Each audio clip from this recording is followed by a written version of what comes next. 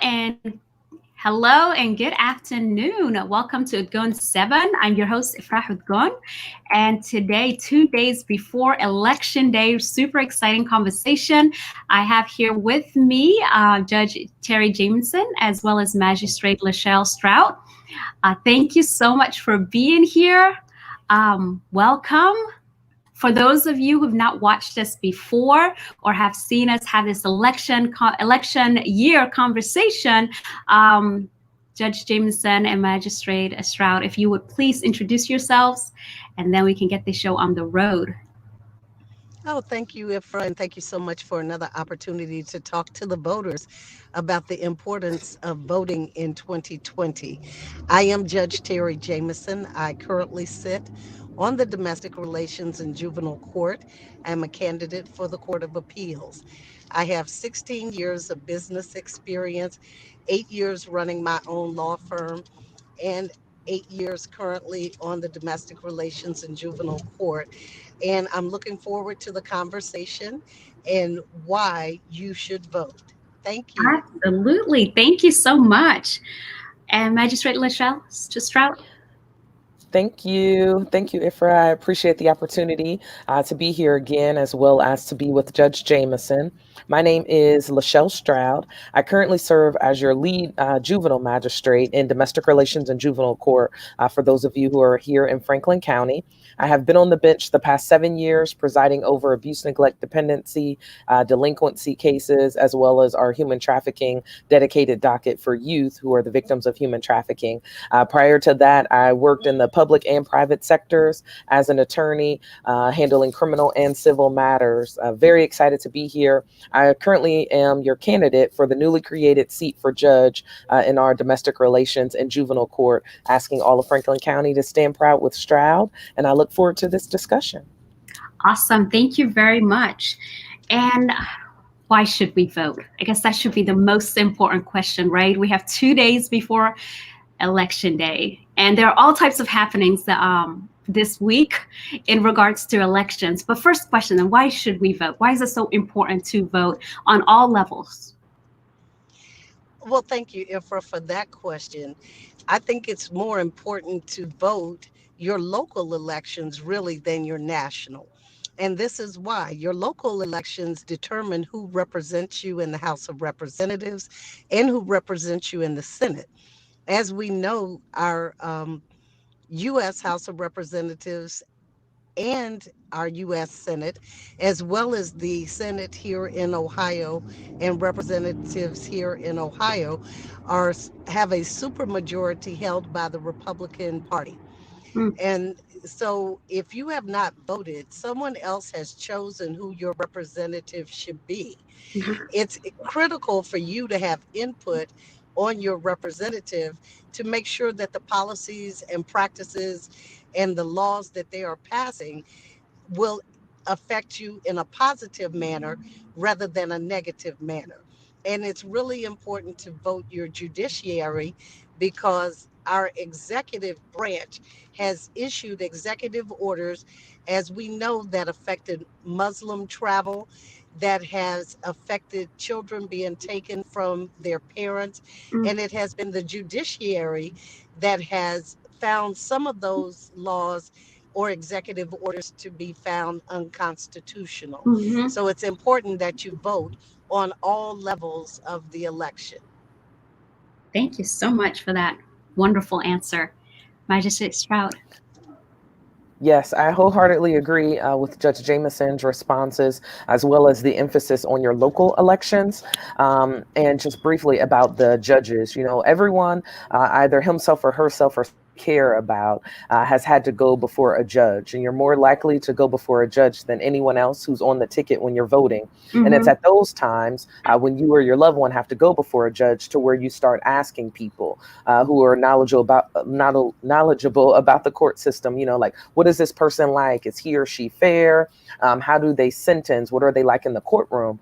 So I tell people now is the time to ask those questions. For all of us who are here in Franklin County, we have 12 judicial races on our ballot, 2 statewide, 2 appellate court, and then the rest common pleas level on this ballot. So now is the time to ask those questions and to find out about all of the judicial candidates. And there's so many people who sacrifice so much for us to have the opportunity and the right to be able to go in and vote. So to me, it's a privilege and an honor just to be able to register to vote and to walk in to vote, because so many who have gone before us were hosed down, Mm. died, and sacrificed everything for us to have the privilege to vote. So I think it's important, if for nothing else, to honor those who have gone before us. Absolutely. And, I just love John Lewis, rest in peace and power.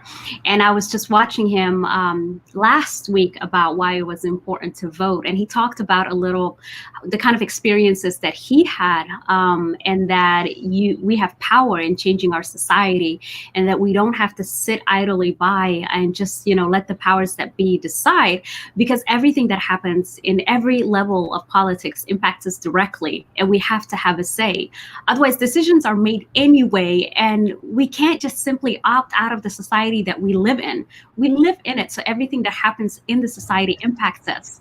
And I thought it was just so important, to hear someone like him talk about what he has gone through when he was, living. Right now, rest in power and, in peace. Just to have somebody tell us what they have experienced, in trying to vote, in trying to exercise their right. It was really powerful for me to hear it. It was just so powerful. I think as Yes. women too, we need to understand we only got the right to vote in the 1920s. And so for us, we have had the right to vote less than 100 years. So about 100 years this year, actually. So it's critical for us to understand that we had to do more to get the same equal right to vote. And we're Hmm. still struggling with, as Black women, equal pay day was in August, and we're still earning 74 cents on a dollar. As Latina women, equal pay day was just last week. They're earning 55 cents on a dollar compared to Mm. every white man. So Hmm. we need to understand as women, who represents us impacts us directly. Our pay, our safety, our health care, everything is impacted by who represents us. Hmm. Absolutely. Absolutely. Really, truly, though. I was just thinking about when you said something about women voting. I was thinking, and I hear this sentiment a lot, that people really have lost faith in the system, and that they feel that politicians will do what they will do anyways. What kind of,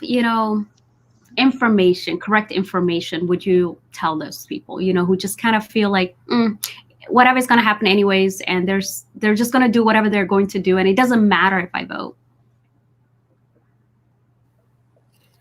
Right. So when people, share those conspiracy theories, I just ask them back, what if the conspiracy is to get you to believe that so that you don't vote?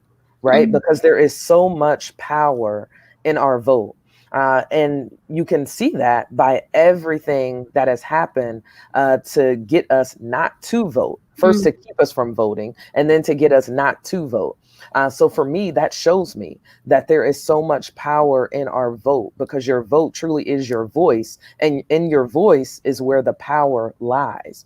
I strongly believe that collectively, we're always better in anything. But when you put that in terms of voting, when we come together and we get on one accord and we collectively, make people, one, tell us why we should vote for them, and then two, use the power of our vote, especially collectively, to really show forth change, and then we hold them accountable as well. I think that's when you really see the power. But I believe those conspiracy theories are to keep us from voting and to mhm. make us believe that our vote does not have power, because there really is power in our vote. Wow, very powerful. Yes, Judge Jameson. I agree with that entirely. But I think that part of the problem becomes that once we go to the voting booth, we never go back. or ask our elected officials to come to speak to our communities Mm, and to give us answers to some of the questions that we have. So, and that is one reason that I have always felt as an elected official that it's my obligation to not only uh, be a representative, but to also provide education to the community about what my job is, what um, constraints I have on the job. Because sometimes people think that you're not doing your job, but they don't understand that you are constrained by the law to do right. certain things. And we can talk about procedure, but we can't often talk about what it is that we would do, you know, as especially in the judiciary. We can't Mm, tell you how we would rule on a case before a case comes before us, true. but we can always educate you about the procedure, and we can educate you about what our job truly is. Mm-hmm. So after the election is over, and maybe 4 months down the road, that's when you need to be back in touch with the people that get elected, to Mm-hmm. have them to speak to you about policies and that you care about, and things that you would like to see change. Don't just go to vote, but make sure that you keep access. Another issue that I've heard people say is, I don't know who the party's going to choose. I don't know how to get involved. But if you want to be involved in the party, join the party. Find out when the meetings are, attend the meetings, find out what the policies are, who represents you on your central committee within the party, and who you should be speaking to about what the party is doing and how it affects you in your community. Absolutely. Thank you so much. And going back to keeping us from voting, there's been all types of things happening nationally about, voter suppression or voter intimidation. But wild things are happening, right? So what I've heard so far, doing a little, okay. So people were marching to vote in North Carolina and they were arrested, and there was some sort of disagreement or discrepancy that happened that caused them to be either arrested. Why would people trying to vote be arrested? You know? So it kind of goes back to what you said. Why are people being kept from voting? Well, I think based on what the news story said, there was a gathering where they were having speeches made prior to going to the polls, and then they were going to walk to the polls. And from what I understand, George Floyd's sister or daughter was supposed to speak, and they terminated the rally and told them they had to leave. So then there was supposed to be, there's a little discrepancy about who attacked who first, Mm, but 6 people did get arrested. Now, I don't know the 6 people that were arrested. I don't know what led up to it, but there was pepper spray used. People felt um, intimidated mm, about going to the polls because pepper spray was used. mm-hmm, Um, So those are some of the same tactics that were used in the 60s. It was the police that were using the fire hoses. It was the police that were using the dogs.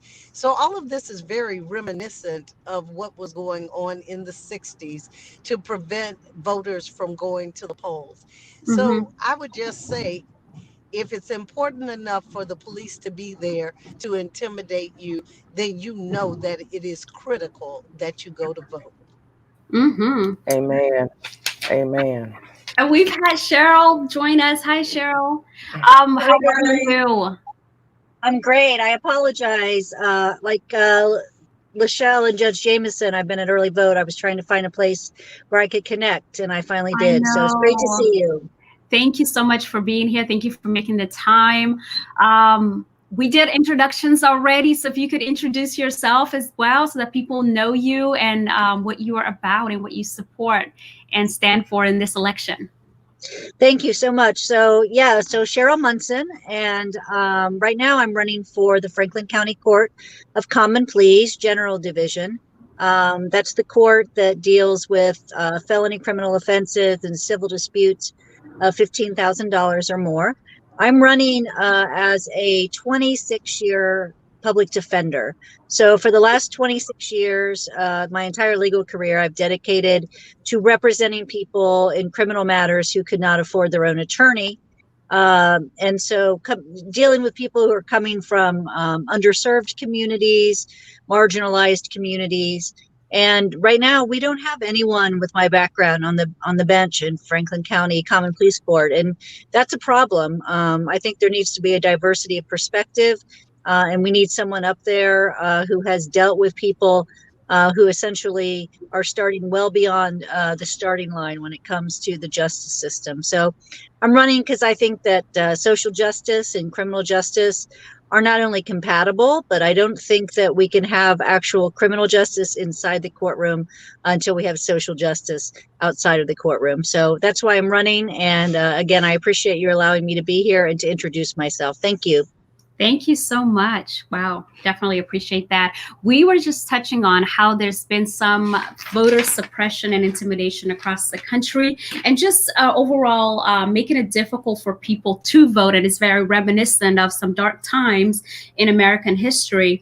Now, I was also hearing that there were really long lines. I went to vote last week, and my line was very reasonable. I think I was there for an hour and a half. I really just kind of banked on being there for a few hours, up to maybe 3.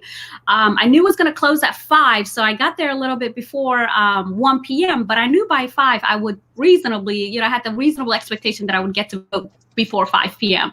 But I'm hearing there's lines of 16 hours, 17 hours, really not making any accommodations also for elderly, for people with disabilities. And that just kind of, it doesn't speak of equity to me, Yes. Right. Yeah. Are you addressing me? I'm not sure. Anybody can answer that. Absolutely. Yeah. And anybody. Okay. I'm going to say briefly, all I want to say is that, so, we come out to early vote as candidates, and we're out there regularly, and we're, overjoyed to see how many people are in line. For instance, here in Franklin County, the polls didn't open till 1 today. We met a gentleman and his friends who had been in line since 7 a.m. to vote. And while we're like, wow, that's amazing, the other side of that coin is, should it really be that way? It's like, it's amazing that they're so motivated to vote, but at the same time, it's a sign of disenfranchisement, because there's so much, such limited place and time to vote. So we know that in Franklin County, there's only one location to vote early, and it's out, here on Morris Road, which is not easy for everyone to get to. Right. So, that's an issue.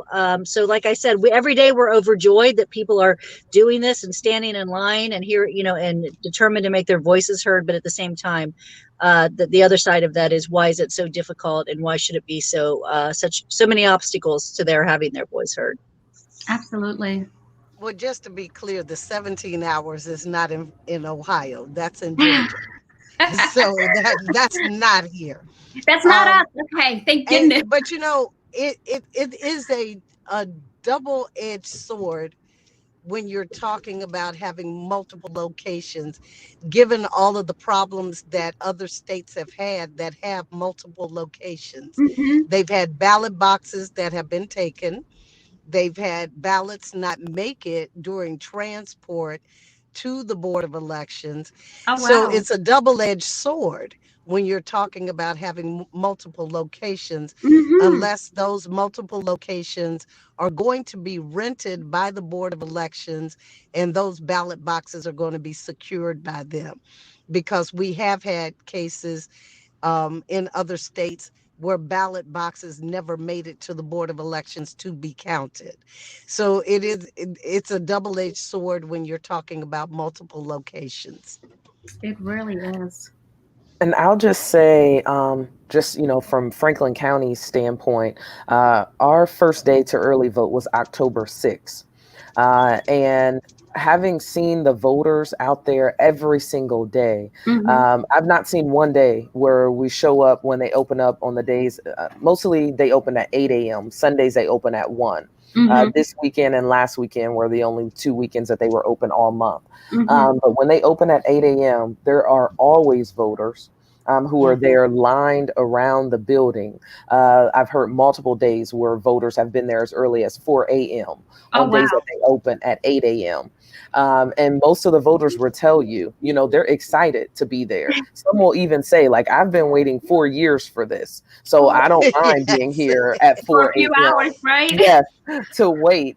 So to me, it is just so inspiring Uh-huh. to see how excited that people are and to see that we're breaking records. Early last week, we already surpassed the number of early voters for 2012 as Mm-hmm. well as 2016. So to me, this is voters saying, you know, I am not going to sit back and be silent. I am going to let my voice be heard and come out and exercise my right to vote. So to me, it's inspiring to see day after day after day that line go around the building, sometimes 3 circles within themselves, and Yeah. then a line to the street and up Carl Road. It is a beautiful sight to see everyone come out, because to me, this is democracy. This is Absolutely. what, you know, people died for, were hosed down for us to be able to walk up and vote. So I'm excited to see it and excited to see what Franklin County voters have to say when we get to see the outcome. That's what Mhm. excites me. Yes. And I Yes. feel that also the local and like the state elections are more, dare I say, democratic than the federal ones, right? Because we have that electoral college to determine the presidency, and there's a lot of kind of controversy surrounding that, because people feel that it's not a really true representation of what the people want, and which is kind of what we saw 4 years ago. So come November 3rd, what are your hopes and dreams for the next 4 years for this nation come November 3rd? Did I say 4th? 3rd. The third, hopefully, they will have counted the votes.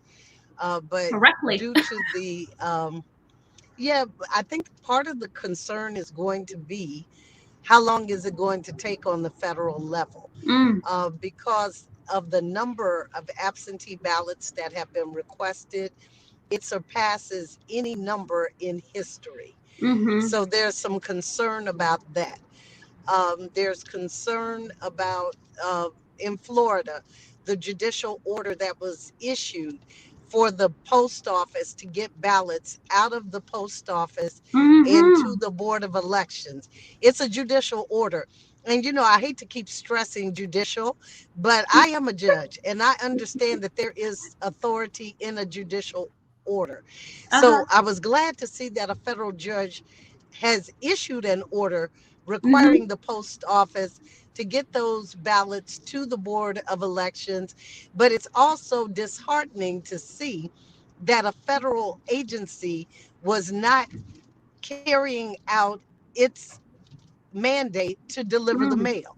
mm-hmm, And an employee filmed all of these ballots within the post office that have not been delivered. So that is another type of voter suppression when you absolutely. have when you have a governmental agency that has to have a writ of mandamus issued Mm-hmm, ordering them to do their job. So um, I don't know that we'll have a definite number counted by the end of the third on the federal level, but I'm hopeful based on all of the things that have been done on state levels that states will have their ballots counted. But it's really critical that people get out there and vote. absolutely. Absolutely. I am hopeful as well. And I think hope oftentimes is the only thing that keeps us going, you know, because without hope, then what expectation do we have? You know, so I have a great hope that we will be able to hear, you know, directly from voters, that we will have an answer, at least to our local elections, on the evening of Tuesday, November 3rd. So I just have an excited anticipation of hearing from the voters, because you could see it when they're out there, just the passion and the need and want to be heard.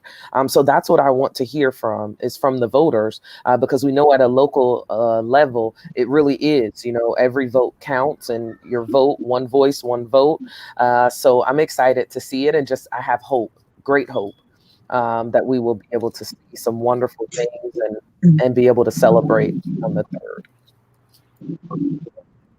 And I absolutely agree with that. And I'd also point out that, this year, one thing that we're really seeing is the younger people coming out to vote, 18 to 29, that age group that was kind of unrepresented in our last national election, are coming out in record numbers. So it's exciting to see, that they are taking seriously, their civic responsibility and beginning to invest in the process and believe that, their vote is their voice, like Lasheyl said, and that they have been so unrepresented, and they are out there. We see it statistically, and you can see it at early vote. The young people are out.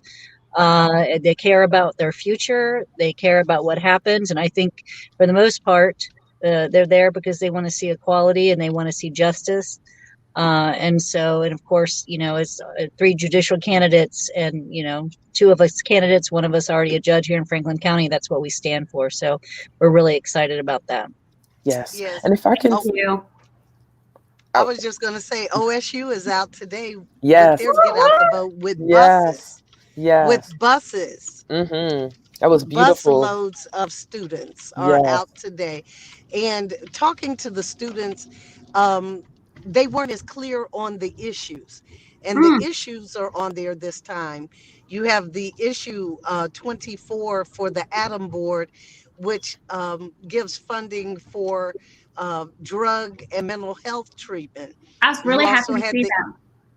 And then you have issue 2 that's starting the Citizens Review Board to review actions of the police when lethal weapons are discharged. So those are issues that are on there. So it's your local elections do matter. Yes.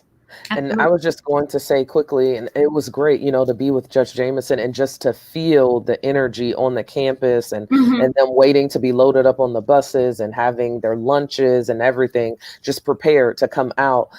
So I was going to say, yes, seeing the younger voters come out has been inspiring. In record numbers, and all of the first-time voters and first-time presidential year voters. But we've also, I think it was the day before yesterday, the days kind of go together being out there. But there was a man who had just gotten out of prison. Okay. And he came up to me after he got out of his car. His mother drove him because one of the first places that he wanted to come to was to vote.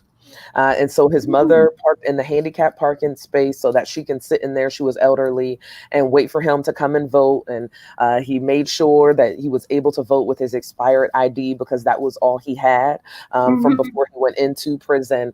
And that man, sometimes you see people walk up when we're in the front of the line, and they see the line and they're like, oh no, how is it? How long is it? They may ask questions. That man never asked one question about how long it was.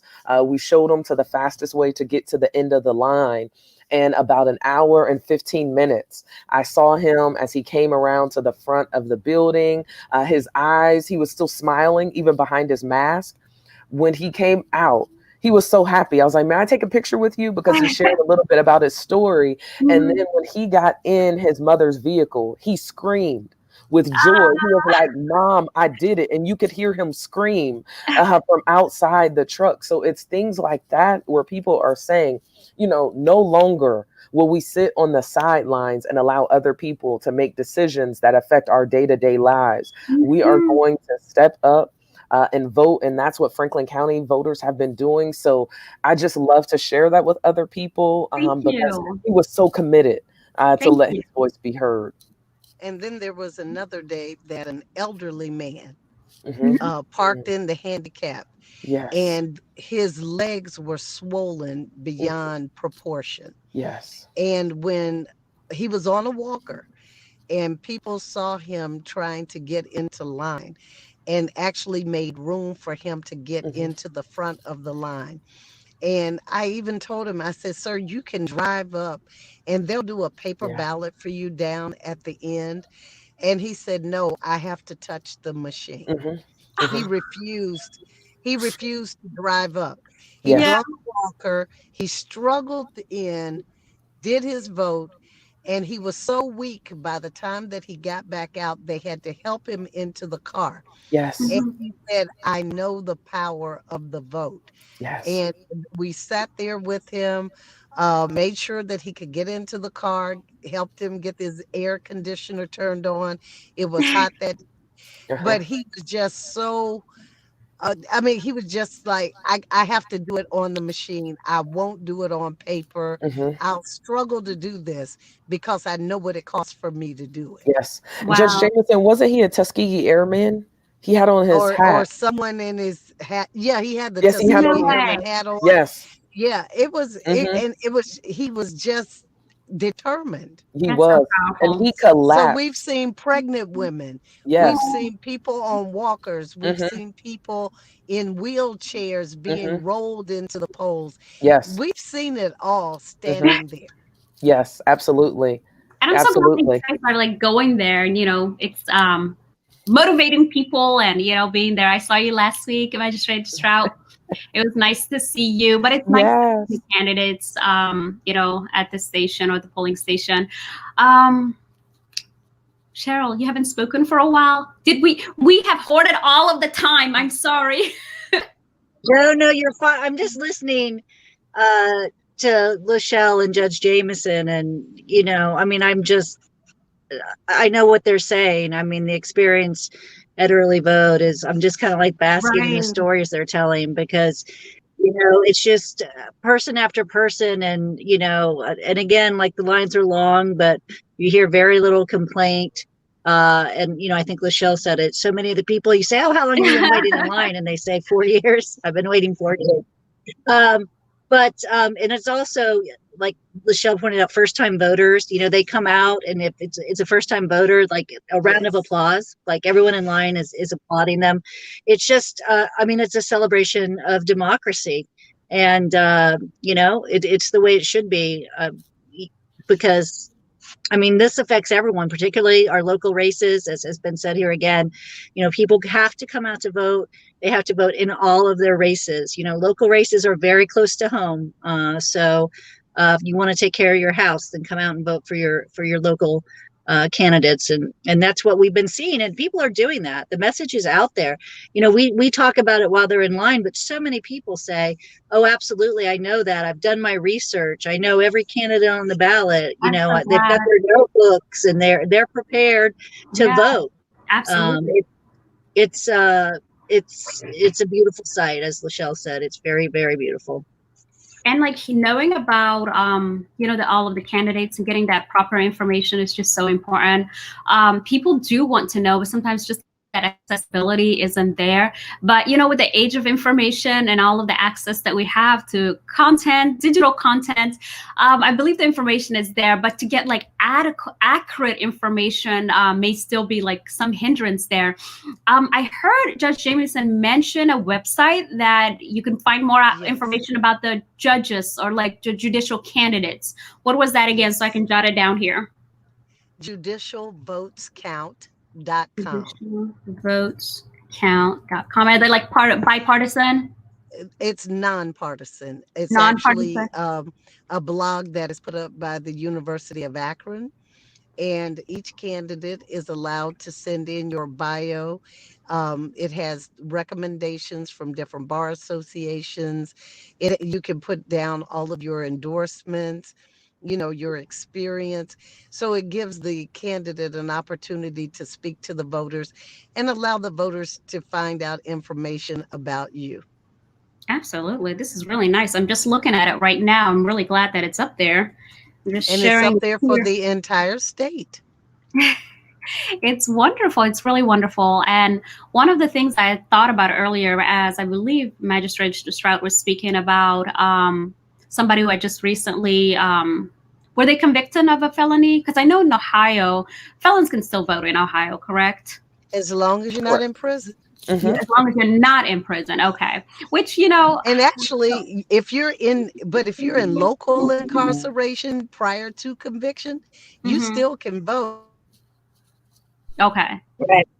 It's only a felony conviction if you are incarcerated at a state institution that prohibits you from voting. You can vote by absentee ballot from the local jail as long as you are not yet convicted of a felony.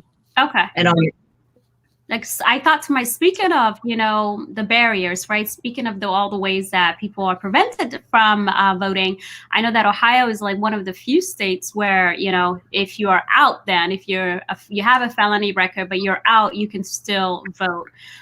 Where, you know, sometimes being a felon just kind of prevents you from many things.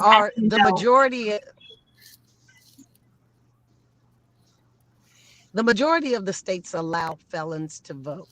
There's a few that even won't let you vote if you have outstanding court costs. So again, it strikes at the poor. It's strikes at minorities than anyone. Still owed fees and fines and costs. He actually was paying those so that they could vote this time. Oh, wow. Right. Really in Florida, good. Right? Yeah. In Florida. And not to change the topic, but it just started snowing now. So people are now standing in line in the snow. Oh my gosh. Yes, it was definitely cold enough for the snow. We were talking about that earlier, that it felt like snow weather. Yes. Yeah. Very cold. Bless their hearts. But yes, Judge Jamison, I feel like it's kind of cutting off a little bit. I couldn't hear you very well. I don't know if you, to Sheryl and Magistrate Stroud, you guys hear? I think she's frozen. Okay. Okay. All right. I hope Judge Jamison is able to come back with us. But yeah, snow weather is here. It's getting too cold. It's getting too cold. I was thinking, what Judge Jamison earlier mentioned, that some constraints of the job, right? And I understand that every job has constraints.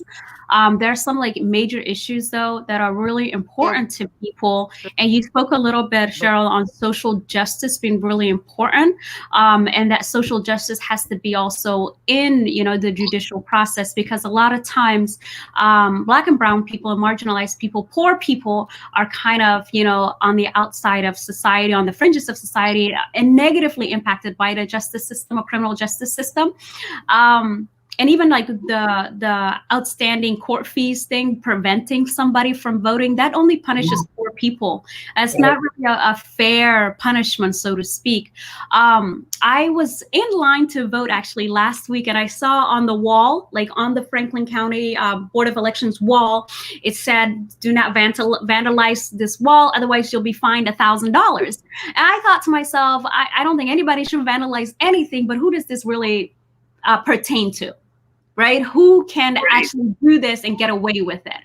You know, so there's some things I see in our society that basically kind of caters to capitalism, caters to the rich, where basically you're not held by the law then if you can pay your way out. Right. Absolutely. And of course, you know, as a public defender, you know, for 26 years, that's the battle, you know, that I've fought every day. And I use this example, and I'll be quick about it, but I use this example a lot. So a lot of times when you have somebody who's charged with a felony theft, the prosecutor will come to you and say, if you can pay the money back ahead of time, we'll give you a misdemeanor. So you have, let's say you have the low income, we'll use a woman, a mother, for instance, who's stolen for whatever reason to feed her kids, for, you know, maybe presents around a holiday or whatever. And then you have another middle to higher income woman who's stolen, and arguably she has less motive because she already has money. So that offer's being made, and it's who can afford to pay the money back up front and get the misdemeanor? Well, obviously the person who had less motive to steal in the first place. And so then the lower income person cannot make that payment up front. They don't get the benefit of the misdemeanor offer.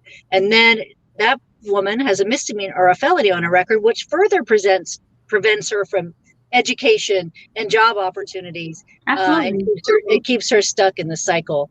Because it's a question on nearly every application. Do you have Yes. have you been convicted of a felon? Right. Or a felony? Yes. Right. And so, yes, I mean, it permeates. Race and income are the two greatest barriers to justice. You can't argue that. It's true.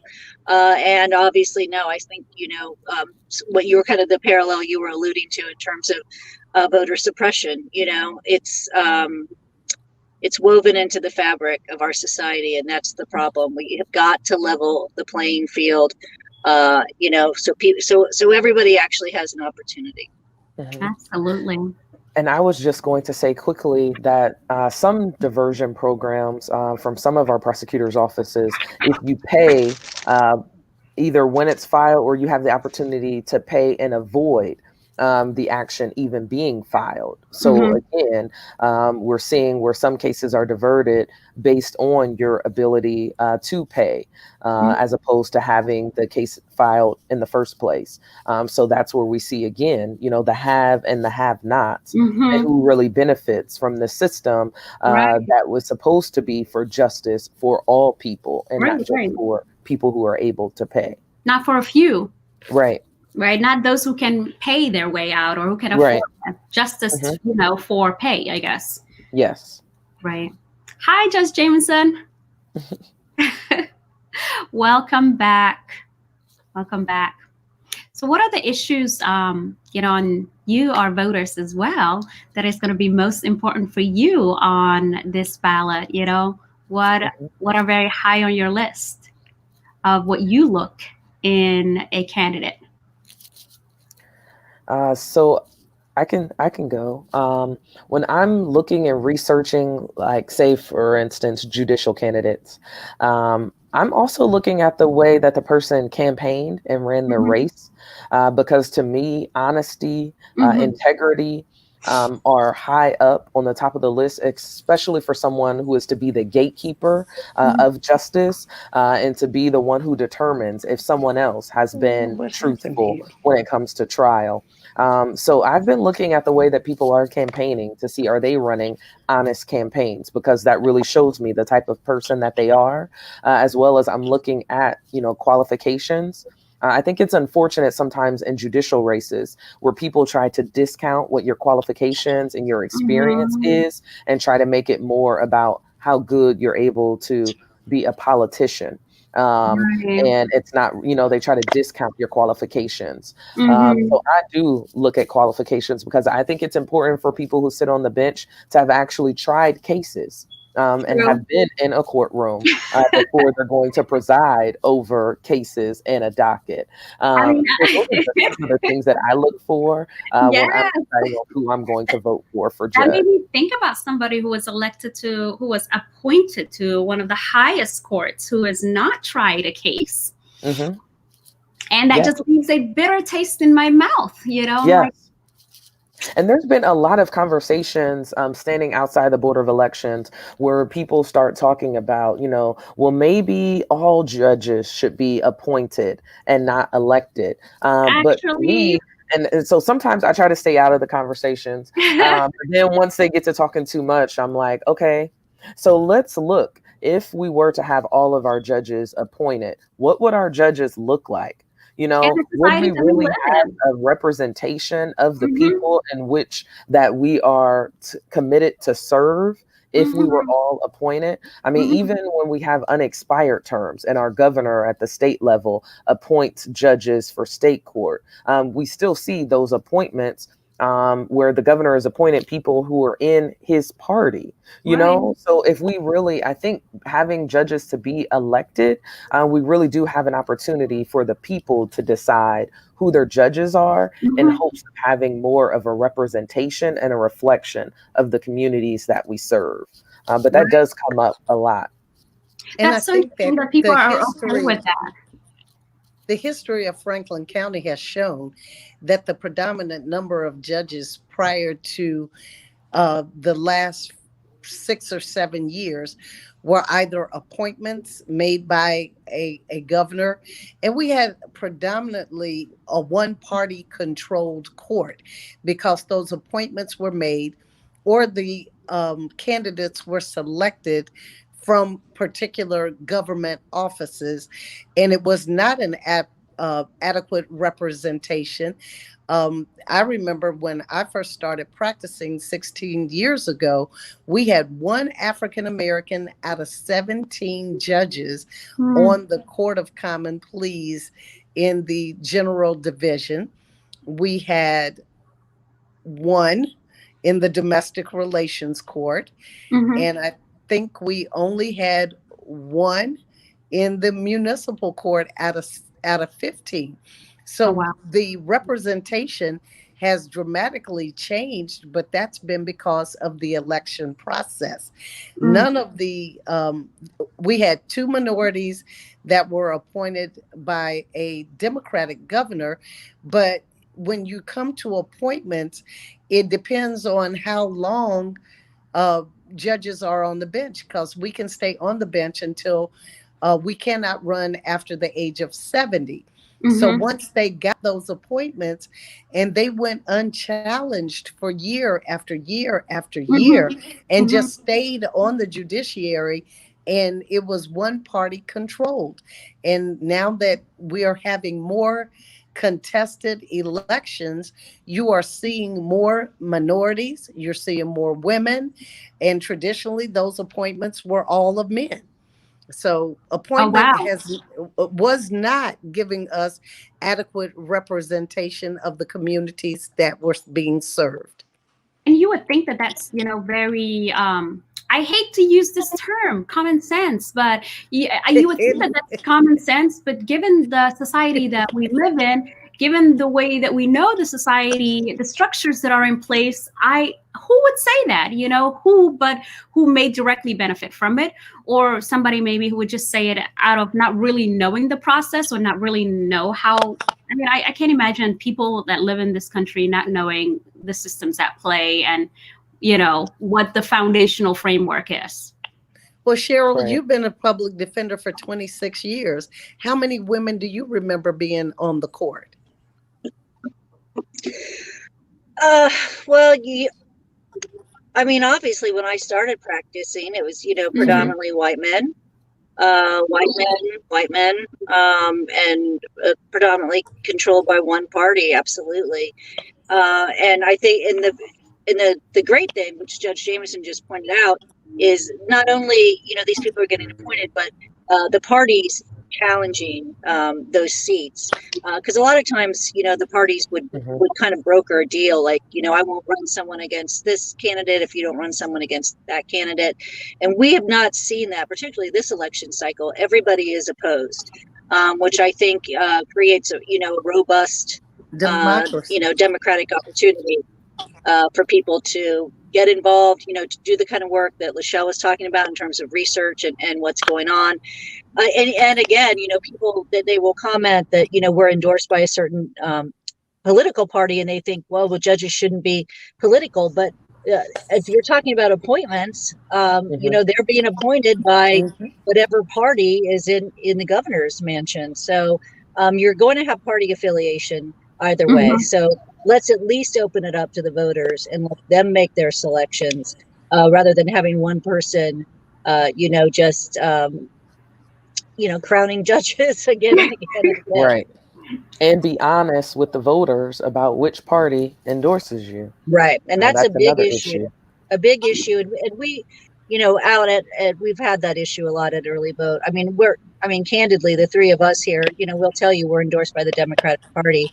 And we're clear about that, and we're on a sample ballot that's clear about that. But there is, the opposing party has not been that honest about it in their judicial races in particular, and actually telling voters that these are non-affiliated races, which when voters ask them directly who has endorsed you. And that goes back to Lasheyl's point about who she wants to see. She wants to see how you campaign, because if you're gonna mislead a voter in line, what are you going to do on the bench when you got a black robe on? Right. Absolutely. That's key, right? That transparency and integrity. And like you said, if you're asked directly, like why, not that you should be lying by omission either, but if you're asked directly, why lie? That's very nefarious to me. Like that is not cool. Yeah, be proud of who you are, right? If that's who you are. Exactly. I mean, I understand that. Yeah, your job is on the line, but your character is more important than a job. Absolutely. You can always get another. I always feel that way. If I have, I'm older than the majority. So I've seen a lot of changes. I've changed careers. I understand that you can always change jobs, but you can never change your character. Yes. Right. Adversity brings out who you really are. Adversity does bring out who you really are. And we've been seeing it. Yes. There are people, judges that have been on the bench that I practiced in front of, and now being involved in the campaign process, it can change your perspective about that person. Just as Judge Jamison said, who are they? When it's on the line, who are they then? Oh, wow. Absolutely. Who are they when it's all on the line? That's key. That is key. Integrity. Yes. Integrity is important. It's very important. Absolutely. Well, we are nearing the end of the hour. What are some last words that you would like to tell people about November 3rd, about yourselves, about voting? Go ahead, Sheryl. Well, I want to say, I don't know what everyone else is going to say, but I know probably we have the same sentiment. Please vote. Vote. You have till, today is winding down. You have to be in line, I think, by 5 o'clock today at Early Vote to vote. If you get in line at 5, the doors will not close until you vote. Tomorrow is 8 to 2. You have to be in line by 2 p.m. to vote. And then you have Election Day. We're at the point now, if you have an absentee ballot, the safest and only way really now is to drop it off. But putting it in the mail, I know that they're saying that they will accept them after Election Day, but you want to see your vote counted, on the 3rd when the results are rolling in. So I wouldn't put it in the mail. I would drop it off. Hopefully you have the ability to do that. But vote, no matter who you're voting for, vote. Vote in every race, vote, from the top to the bottom, and be involved. Don't wake up on the 4th and look at the results and wish you had voted and did not. So that's what I have to say. Of course, I would love people to support me and vote for me. But really the thing is just to vote. That at this point in time, democracy is working. It's a beautiful thing. We're seeing it day after day after day. People are coming out. Be one of those people who comes out and votes. True. You going, Judge, or would you like for me to go? Well, I can go. I'll say this, because this is what I've been saying all along. We've been in the streets for justice. We've been in, I'm a former union member. I've stood in picket lines for health care, for wages, for safer operations. We've been in line for our rights as women to health care, to have a choice about what happens in our life, regardless to which way you believe. We've been in that line. We've been in the line as women, for the right to even vote, to have our voices heard. If you're willing to stand in the line for other people, stand in the line at the polls and vote. Vote your choice. Vote for health care. Vote for Social Security. Vote for the next president that will choose the next Supreme Court justice, federal judges. Vote for your representatives, the ones that make the laws that affect you. But Absolutely. Vote. I am Judge Terri Jamison, and a vote for justice, you must vote for Jamison. Yes, I agree with what has been said. I will. I can add a number afterwards to the comments because there are people who will come and pick you up if you need a ride to come to the polls Oh, to the polls to Yes. vote. I believe CODA is allowing free rides to the polls. So there is no excuse for people to sit back and sit this election out. I've said time and time again that everything is on the ballot. There is more than just the names and the issues that you see, because the names of the people that you vote or you sit out and allow other people to vote for are going to make critical decisions that affect your day-to-day lives. So mhm. please vote from the top all the way down to the bottom of your ballot and let your voice be heard. The judges, I would be remiss if I did not emphasize the importance of the judicial races. Those are the people who you will have to go before, who will make decisions pertaining to your liberty, your life, your finances, your business, everything. So please vote the entire ballot. My name is Lasheyl Stroud. I'm asking for everyone in Franklin County to stand proud with Stroud, knowing that you would be electing a candidate who is committed, credible, and compassionate about the needs of Franklin County and ready to step in on day one and administer justice without any delays, because a delay in justice truly is a denial of justice. So please, please, please, please don't let anything hold you back from voting. Thank you very much. I really appreciate you taking your time today to be here and speak with me and speak to the audience. I hope that everybody heeds your words and goes and votes and gets to be a part of the decision-making process. Either way, your decision will be made November 3rd. Please take part in that decision-making process.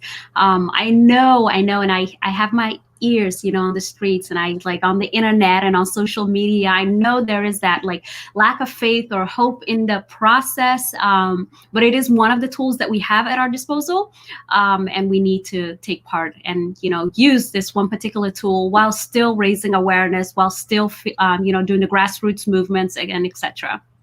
Thank you so much for being here, our wonderful guests. I really appreciate you taking your time. Thank you so much. Good luck with your, candidacy, and good luck with everything. Thank you so much. And everybody else at home, thank you for watching. Have yourself a wonderful and blessed Sunday. Good day. Thank you. Thank you. Thank you Thank very Thank you so much. Vote, much. Thank vote, you. vote. Yes, Vote. go vote. Go vote. Vote. That Please is the vote. message. Vote. All right. Let's All say it right, on I'll see you three, like shortly. Bye vote. now. Oh, Vote. let's say 3, 2, 1. Vote. Vote. We're Vote. Vote. It's okay. This is gonna go in the bloopers. Right? We're like 3, 2, vote. I'll Right. see you shortly, Cheryl. All I'll right. be See right you back. later. All right. See you soon. All All right. right. Bye now. All right. Thank you. Goodbye.